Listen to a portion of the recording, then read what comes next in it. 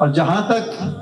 حسن سیرت، حسن کردار، حسن اخلاق کا تعلق ہے، اللہ کی گواہی موجود ہے، انک لعلی خلق عظیم، آپ کے اخلاق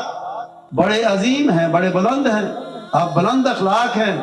اور جس چیز کو رب عظیم عظیم کہے، بڑا کہے، وہ یقیناً بہت بڑی ہے۔ اور پھر اس کردار کو، اس اخلاق کو، اس سیرت کو اللہ تعالیٰ نے منکرین کے سامنے ایک چیلنج کے طور پر پیش کیا ہے، آپ کی زبان سے کہلوایا قرآن نے، فَقَدْ لَبِثْتُ فِيكُمْ عُمُرًا مِّن قَبْلِهِ أَفَلَا تَعْقِلُونَ، میری نبوت کا انکار کرنے والوں، تم نے میرا بچپن بھی دیکھا ہے، تم نے میری جوانی بھی ملاحظہ کی ہے، یہ ڈھلتی ہوئی عمر بھی تم دیکھ رہے ہو، رکھو اعتراض کی انگلی کہاں رکھتے ہو، کرو اعتراض، بچپن میں خدا نخواستہ یہ چھوٹی سی لرزش ہو گئی، یا جوانی میں ہو گئی، یا بڑھاپے میں ہو گئی، کرو اعتراض کہاں۔ تمام تر مخالفت کے باوجود اس چیلنج کو قبول نہیں کر سکے آپ کے مخالف منکرین۔ کرتے کیسے؟ وہ تو اپنی زبان سے کہا کرتے تھے، مانا کرتے تھے، تسلیم کرتے تھے کہ آپ صادق ہیں، آپ امین ہیں۔ الفضل ما شہدت بہ الاعداء، وہ بھی وہ ہے جس کو دشمن بھی تسلیم کریں، دشمن بھی تسلیم کرتے تھے کہ آپ کا اخلاق، آپ کا کردار، آپ کی زندگی بے داغ ہے،